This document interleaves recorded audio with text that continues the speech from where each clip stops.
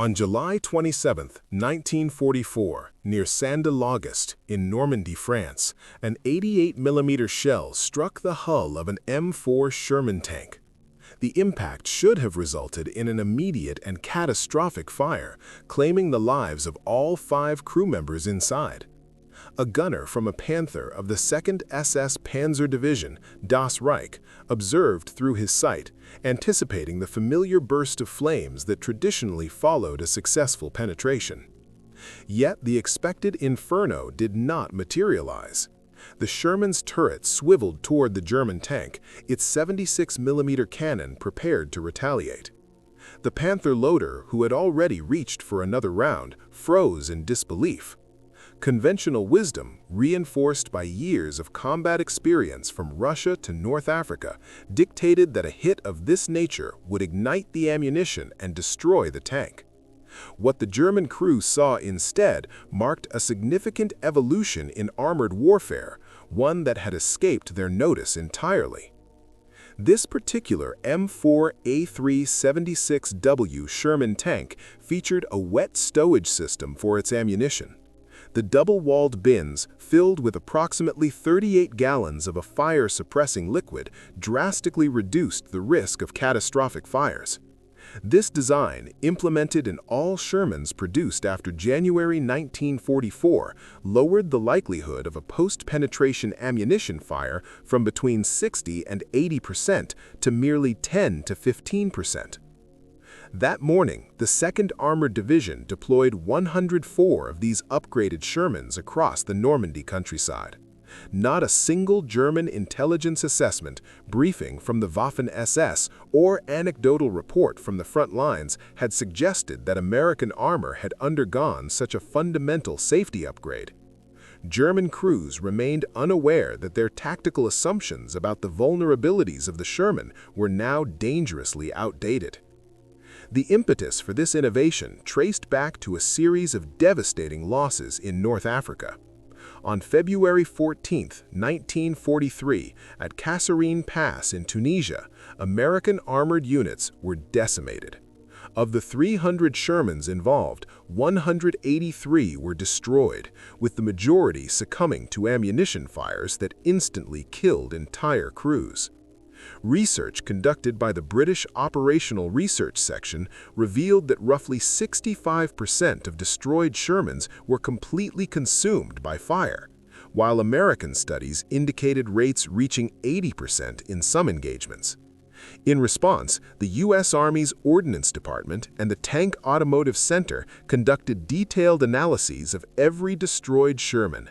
They concluded that the primary cause of catastrophic fires was not the gasoline fuel, but the exposed propellant in the open ammunition racks within the fighting compartment.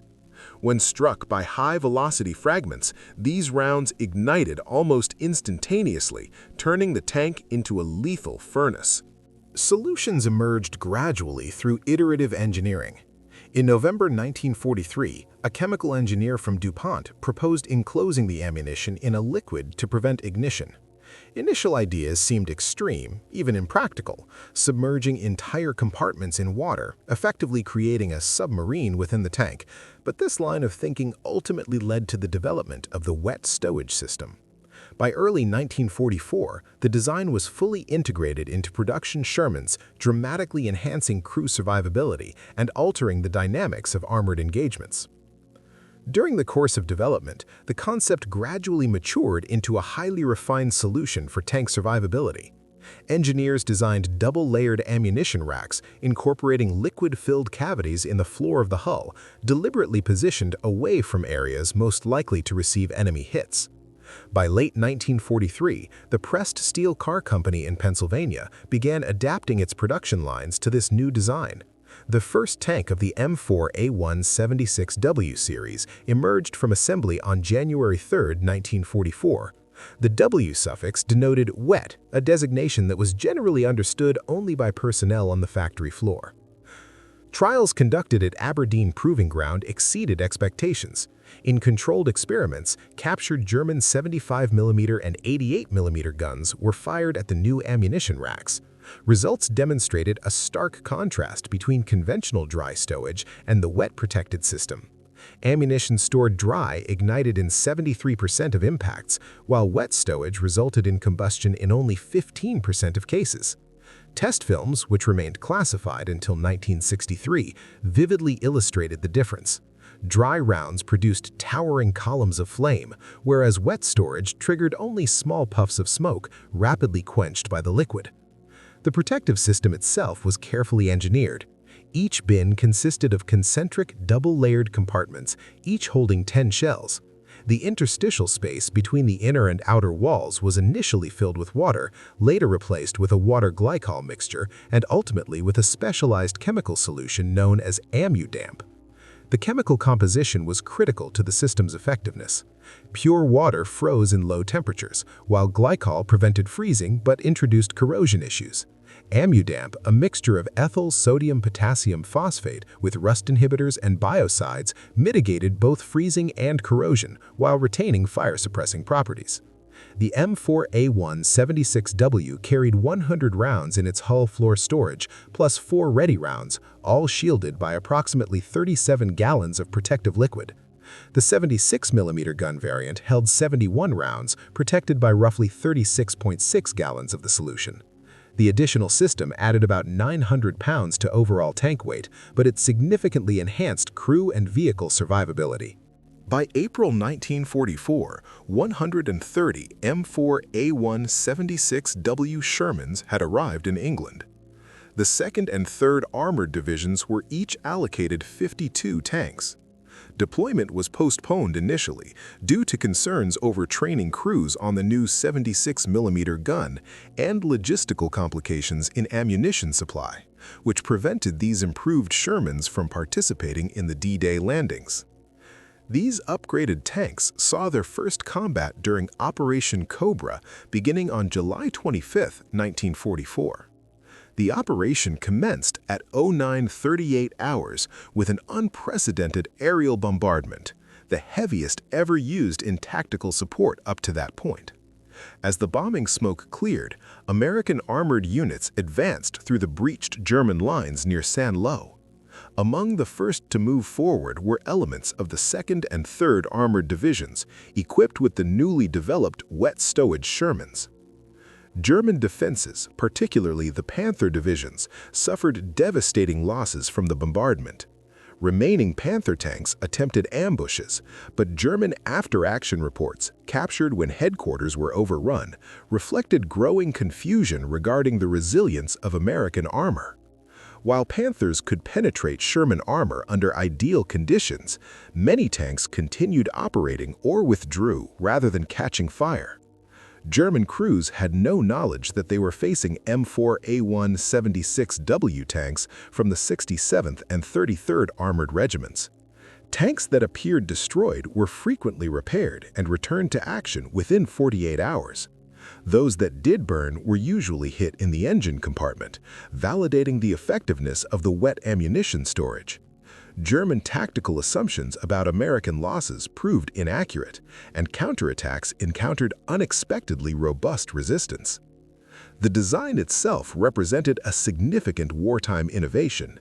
Each ammunition cell was precisely manufactured with a 1.5-inch space between the inner and outer walls, containing approximately half a gallon of liquid per 10-shell cell. The development timeline was exceptionally fast by military standards. Early water-only trials in October 1943 confirmed the basic concept but revealed limitations, including freezing in winter, brass cartridge corrosion, and bacterial growth in stagnant water. Incorporating ethylene glycol addressed freezing but accelerated corrosion. The final AmmoDamp formulation, containing ethyl sodium potassium phosphate with corrosion inhibitors and biocides, resolved these issues while maintaining rapid fire suppression. The M4A1-76W's combination of mechanical design and chemical innovation marked a crucial step forward in armored warfare, significantly increasing the survivability of crews and vehicles in environments where ammunition vulnerability had previously limited operational effectiveness. By the winter of the war, American engineers had quietly solved one of the Sherman tank's most dangerous weaknesses with a deceptively simple innovation. A specially formulated liquid mixture was introduced into the ammunition storage system, one that remained fluid at temperatures as low as -40 degrees Fahrenheit. Beyond its resistance to freezing, the solution prevented corrosion inside the tanks, slowed bacterial growth, and, most importantly, outperformed plain water in suppressing fires. Each armored vehicle required the system to be filled during assembly and periodically monitored through dedicated inspection ports. Ordnance Department records later confirmed that the real-world performance of this system surpassed all expectations. When enemy fire pierced the hull and ruptured an ammunition container, the liquid would immediately spill outward, saturating exposed propellant charges before ignition could occur. Even in cases where a round did ignite, the surrounding fluid dramatically reduced the chance of flames spreading to neighboring ammunition. As a result, hits that would previously have destroyed the entire tank now often caused only limited damage. The impact of this change was not immediately recognized by German intelligence. At the Kuhndorf Proving Ground, German technical specialists were conducting detailed examinations of captured American tanks, specifically early M4A1 Shermans taken during the fighting in Tunisia before the introduction of wet ammunition stowage. These vehicles, seized from the U.S. 1st Armored Division in February 1943 near Sidi Bouzid, formed the basis of Germany's understanding of American armored design. The resulting technical assessments were exhaustive. German engineers cataloged armor thickness and metallurgy, engine output, transmission behavior, and internal layout down to the smallest detail. Ammunition storage drew particular attention.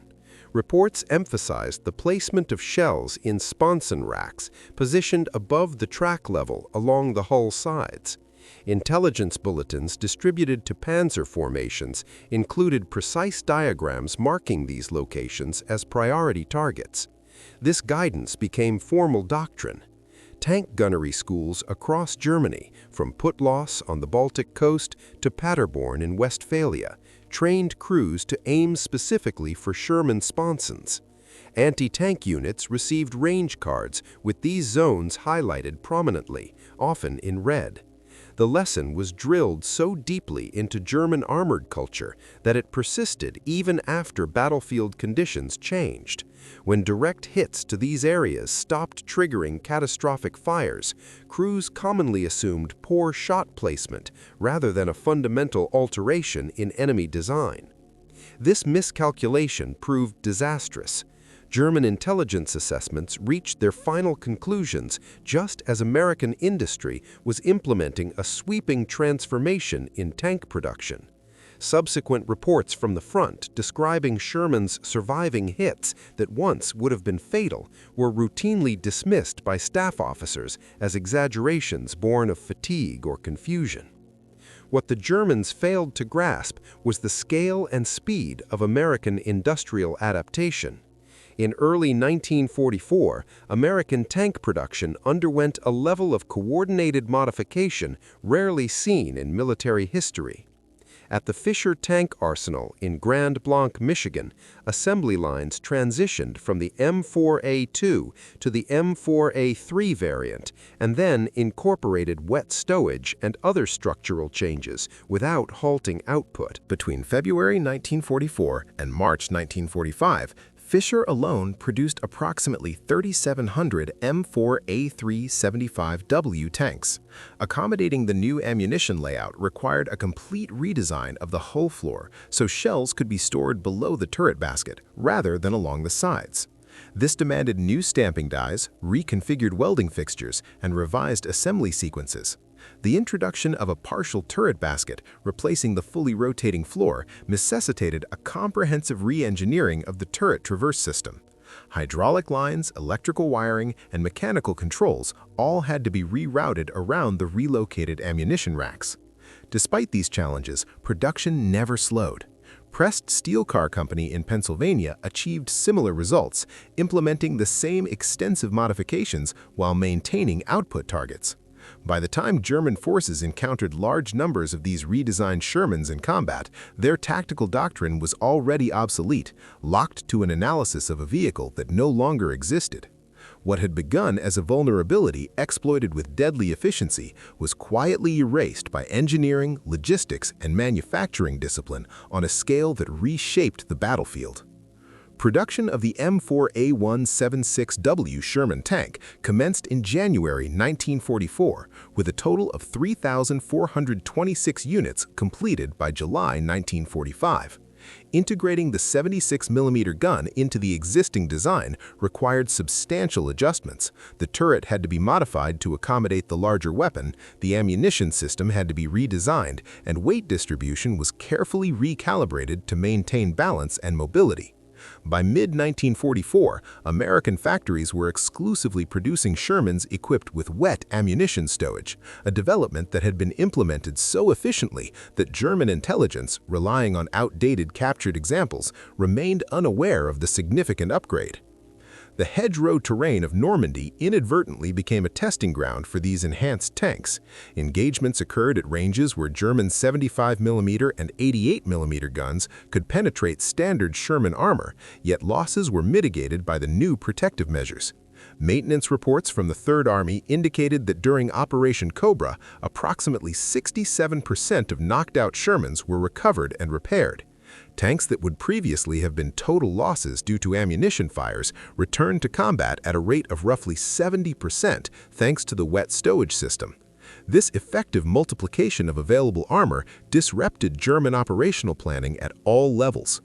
German war diaries frequently recorded frustration as their forces encountered American tanks that seemed virtually inexhaustible. Even when German Panthers achieved hits, and in some cases penetrations, the resulting damage often failed to remove the vehicles from the battlefield permanently.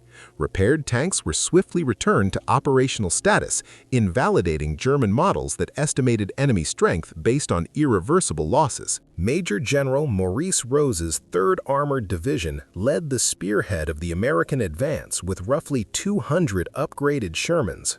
Over the course of a week of sustained combat, the division covered 100 miles, engaging numerous German formations while maintaining momentum despite counterattacks specifically intended to halt their progress.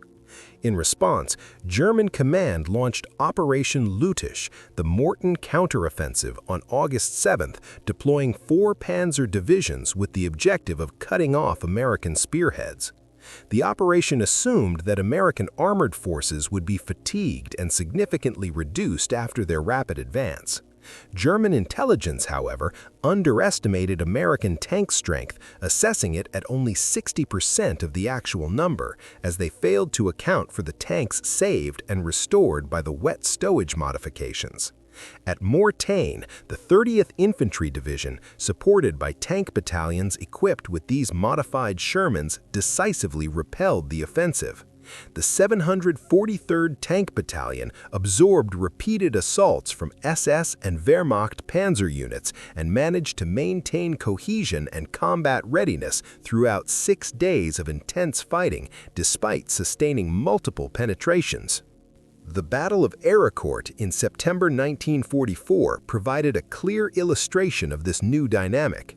On September 19th, the 113th Panzer Brigade launched an assault expecting to achieve tactical surprise and eliminate American armored units through superior gunnery. While the German attack did inflict numerous hits and penetrations on Shermans of the 4th Armored Division, American forces, benefiting from the improved recovery and survivability of their tanks, exceeded German expectations and maintained operational effectiveness, highlighting a fundamental shift in armored warfare. Rather than retreating under severe losses, the 4th Armored Division launched a counterattack with unexpected intensity. The operational data from the Ericourt engagements highlight this resilience. While the division lost 151 Sherman tanks during these battles, only 41 of them were completely destroyed beyond repair. The remaining 110 vehicles were rapidly restored, with most returned to operational status within a week. German intelligence, however, treated all 151 losses as permanent, leading to the erroneous conclusion that the division was no longer combat capable. Contrary to these assessments, the 4th Armored maintained an aggressive offensive throughout the campaign. General George Smith Patton, initially skeptical of the 76mm armed Shermans, revised his view following Ericourt. The Third Army subsequently standardized on 76mm guns with wet stowage, recognizing that the combination of increased firepower and improved crew protection resulted in a markedly superior fighting vehicle. As the fall of 1944 progressed, the next generation of enhanced Sherman tanks began arriving at the front. The M4A3E8, commonly called the Easy 8, incorporated lessons learned from earlier combat, including upgraded suspension, wider tracks to offset increased weight, and redesigned ammunition storage for safer and more efficient access. These modifications significantly improved both mobility and survivability. Simultaneously, specialized assault variants, particularly the M4A3E2 Jumbo, entered production in June 1944. These tanks featured frontal armor up to 4 inches thick, turret armor reaching 6 inches, and integrated wet stowage to protect ammunition. The resulting durability allowed Jumbos to withstand impacts that would have destroyed entire units in earlier engagements. When Germany launched Operation Watch on the Rhine on December 16, 1944, it relied on flawed intelligence regarding the strength and resilience of American armored forces. German strategists expected American tank losses to follow patterns established in 1943, assuming that concentrated panzer strikes could neutralize armored units piecemeal. The American Shermans, however, often survived hits that would have been catastrophic in earlier models, undermining these assumptions and disrupting the operational timetable. On December 19th, during the initial assault near Stoumont, SS Panzer units under Obersturmführer Joachim Peiper of the 1st SS Panzer Division encountered this reality firsthand. Despite close-range penetrations on Sherman tanks of the 743rd Tank Battalion, American forces continued to resist. Post-war interrogations revealed Piper's frustration at the tank's continued functionality even after taking significant damage. The 761st Tank Battalion, known as the Black Panthers and composed of African-American crews, demonstrated the advantages of the improved Shermans throughout 183 consecutive days of combat, including in the Ardennes. Staff Sergeant Reuben Rivers, who was posthumously awarded the Medal of Honor, exemplified the survivability provided by these upgrades. On November 19th, his tank endured 2 direct hits that penetrated the hull, yet the ammunition remained intact. Despite sustaining injuries, Rivers continued to operate his tank, and his crew survived attacks that would have been fatal in earlier Sherman variants. The combination of more powerful armament, better suspension, enhanced crew protection, and innovative ammunition storage fundamentally altered American armored capability.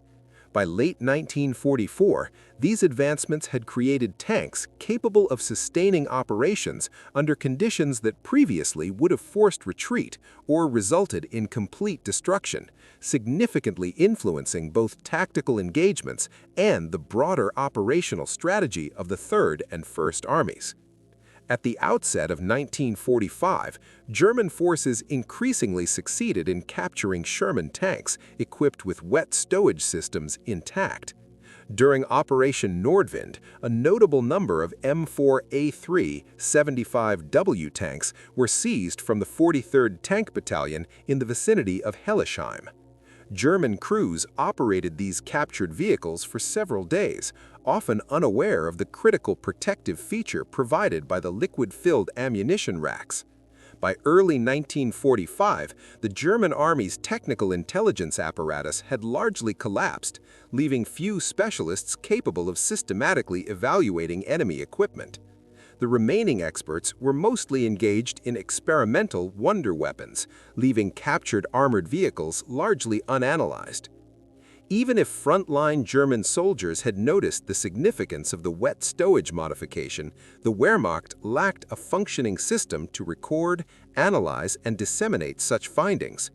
The ORO T-117 report by the U.S. Army's Operations Research Office provides a detailed assessment of the impact of this technical innovation. Before the introduction of wet stowage, Shermans were destroyed by fire in 60 to 80% of hits that penetrated the armor. After implementation, this figure dropped dramatically to roughly 10 to 15%. This improvement, though invisible in immediate tactical reports, significantly enhanced American armored effectiveness. Consider a battalion fielding 50 Sherman tanks receiving 30 penetrating hits. Under the older dry stowage design, 18 to 24 tanks would likely have been lost to fire. With wet stowage, only 3 to 5 tanks would have been destroyed, leaving the majority, 25 to 27, repairable and fully operational. Such retention of combat capability allowed battalions to maintain operational readiness without undergoing full reconstitution. Over the course of the European campaign, the cumulative effect of this advantage was substantial. Conservative estimates suggest that at least 1,000 tanks were spared from catastrophic fires due to the wet stowage system, preserving approximately 5,000 trained crew members and maintaining the operational capacity of dozens of battalions. German strategic planning, however, failed to incorporate these developments. Operational calculations continued to rely on outdated assessments of Sherman vulnerability, creating a consistent intelligence gap.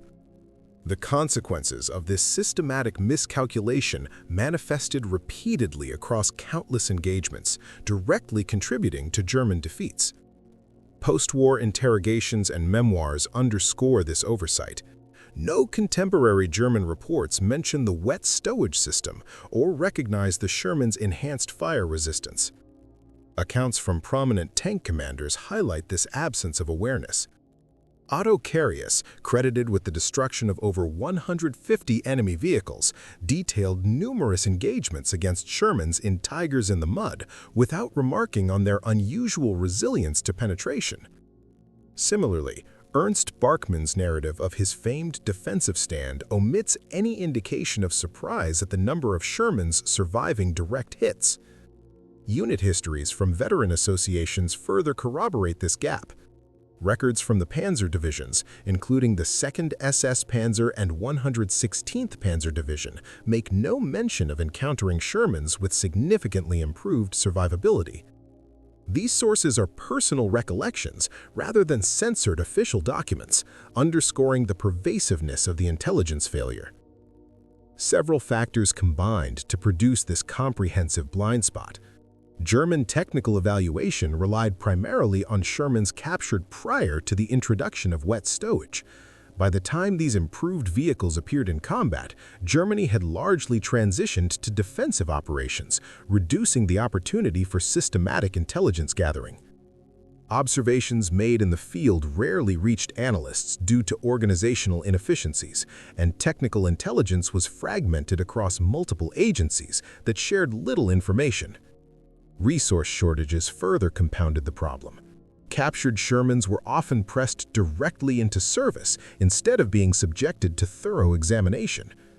As a result, one of the most complete intelligence oversights in modern warfare went uncorrected, leaving German forces unaware of a key factor shaping the battlefield outcomes of 1945. Cultural assumptions, including a strong belief in the inherent technical superiority of German armor, contributed to a diminished emphasis on thoroughly examining enemy vehicles. The innovation introduced into the Sherman tank was subtle yet transformative. It left the tank's outward appearance unchanged, required no new combat tactics, and produced no overt signature that could draw attention. German intelligence, focused on identifying radical alterations, largely overlooked the incremental but critical enhancement occurring inside the tanks. The development of wet stowage for ammunition highlights enduring principles for both engineers and military analysts. Continuous reassessment of technical intelligence is essential. The adversary that was studied yesterday may bear little resemblance to the threat confronted today. Innovations do not need to be revolutionary to be decisive. Incremental improvements, carefully tailored to address specific vulnerabilities, can deliver outcomes that surpass those of complete redesigns. For designers and military engineers, the wet stowage modification embodies a disciplined problem-solving methodology. Identify a tangible risk, devise a pragmatic solution, and implement it swiftly across production lines.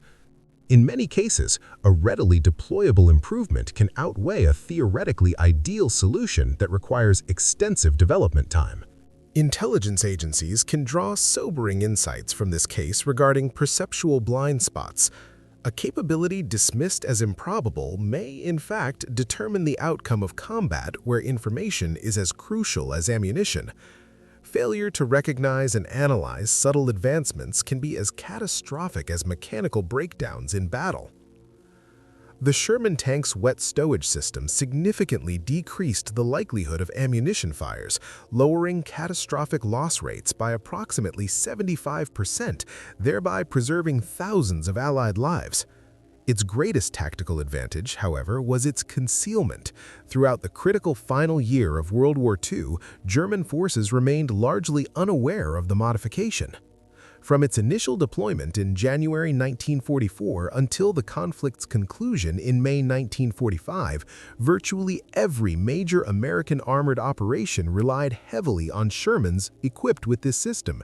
German troops, encountering and even capturing these tanks during engagements from Operation Cobra through the defense of the Reich, failed to detect the fundamental improvement. American engineers prioritized crew survival over deception, yet the system's low profile multiplied its effectiveness in ways impossible to quantify. This episode underscores the dual value of thoughtful engineering and rigorous intelligence analysis. Protective measures implemented quietly can yield disproportionate strategic benefits, and underestimating incremental technological improvements can have far-reaching consequences in modern warfare. A subtle yet decisive adaptation highlighted the strengths of American engineering philosophy during World War II. Whereas German designers often sought flawless technical solutions, the United States prioritized rapid implementation of practical improvements. Among these, the introduction of wet stowage for armored vehicles emerged as a critical advancement. While history sometimes frames it as a purely technical upgrade, its true impact lay in its invisibility, providing a hidden edge that the enemy never anticipated. German tank crews, operating under outdated tactical doctrines and assumptions, frequently engaged in combat without recognizing the enhanced survivability of their American adversaries. The modification not only protected countless soldiers, but also preserved the operational capacity of U.S. armored units at a level that directly influenced the pace of the war. By maintaining continuous combat readiness, American forces were able to sustain offensive momentum and exploit German vulnerabilities more effectively than might have otherwise been possible. The cumulative effect of this improvement extended far beyond individual engagements. Across hundreds of encounters, the concealed advantage allowed U.S. armor to withstand attacks that would have otherwise been devastating, tipping the strategic balance in favor of the Allies. Wet stowage exemplifies how an ostensibly minor technical change can produce extraordinary consequences when it remains unnoticed by those who face it, rewriting the trajectory of conflict without fanfare. In the broader narrative of World War II, this quiet innovation stands as one of the most consequential yet overlooked contributions to Allied victory.